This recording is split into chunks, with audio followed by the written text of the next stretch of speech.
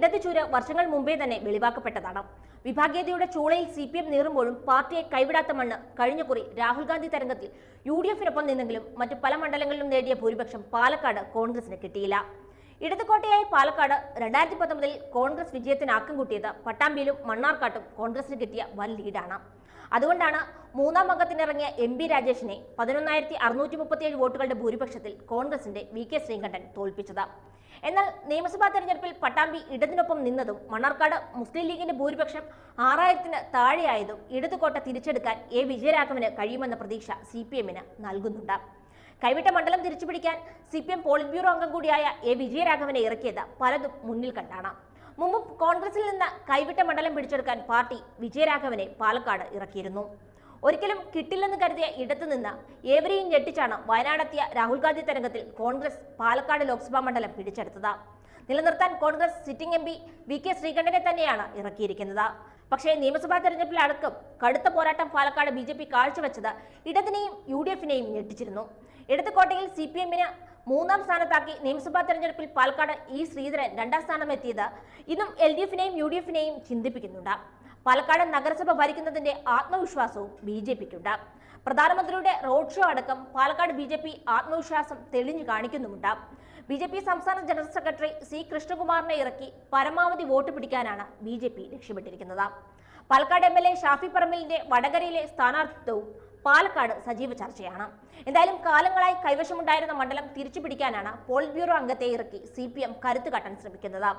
പട്ടാമ്പി, ഷൊർണൂർ, ഒറ്റപ്പാലം, കോങ്ങാട്, മണ്ണാർക്കാട്, മലമ്പുഴ, പാലക്കാട് നിയമസഭാ മണ്ഡലങ്ങൾ ഉൾപ്പെടുന്നതാണ് പാലക്കാട് ലോക്സഭാ മണ്ഡലം.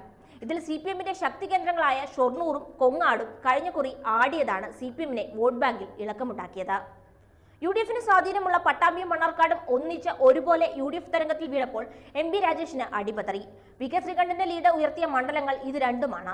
ഇവിടെ തിരിച്ചെത്താൻ നിയമസഭാ തെരഞ്ഞെടുപ്പുകളിൽ കഴിഞ്ഞതാണ് ഇടത് പ്രതീക്ഷ കൂട്ടുന്നത്. പട്ടാമ്പിയിൽ ഇപ്പോൾ CPI-യുടെ MLA ആണ്. 2016-ലും 2021-ലും മുഹമ്മദ് മൊഹ്സിൻ പട്ടാമ്പിയിൽ ജയിച്ചു കയറിയിരുന്നു. ഇതിൽ 2021-ൽ ഇടതുപക്ഷത്തിന് നന്നായി മുന്നേറാൻ കഴിഞ്ഞതിന്റെ പ്രതീക്ഷ ഈ ലോക്സഭാ തെരഞ്ഞെടുപ്പിൽ പ്രതിഫലിക്കുന്നുമുണ്ട്. മണ്ണാർക്കാട് മുസ്ലിം ലീഗ് നേതാവ് അഡ്വക്കേറ്റ് N ഷംസുദ്ദീൻ നിലനിർത്തിയെങ്കിലും ഭൂരിപക്ഷം 5870 കുറയ്ക്കാൻ CPI ജില്ലാ സെക്രട്ടറി KP സുരേഷ് രാജിന് കഴിഞ്ഞത് മണ്ഡലത്തിലെ ഇടത് ചായ്വ് തിരിച്ചെത്തിയതിന്റെ സൂചനയാണ്. മണ്ഡലത്തിന്റെ ചരിത്രമെടുത്താൽ 1957-ൽ P കുഞ്ഞനിലൂടെ തുടങ്ങിയതാണ് ഇടത് പടയോട്ടം.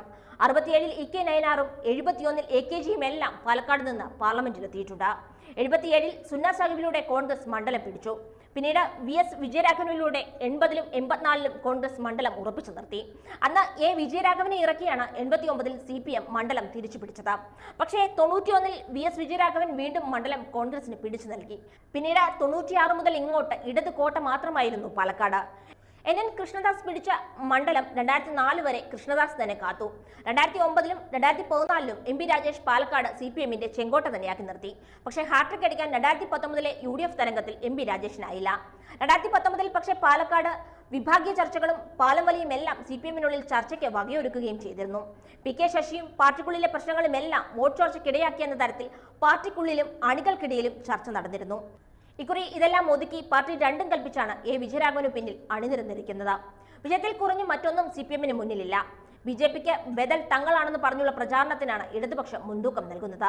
അതിനിടയിൽ SDPI UDF-നെ പിന്തുണയ്ക്കുമെന്ന് പറഞ്ഞതോടെ ഇതൊന്നും തങ്ങളെ ഏഷില്ലെന്നാണ് ഇടതുപക്ഷം പറയുന്നത്. മണ്ഡലത്തിൽ 30% വരുന്ന ന്യൂനപക്ഷ വോട്ടുകൾ തങ്ങൾക്കൊപ്പമാക്കാൻ BJP-ക്ക് ബദൽ ഇടതെന്ന പ്രചാരണം ശക്തമാക്കിയാണ് വിജയരാഘവന്റെ പ്രചാരണം. ജനകീയ MP എന്ന മുഖമാണ് VK ശ്രീകണ്ഠന് പ്രതീക്ഷ നൽകുന്നത്.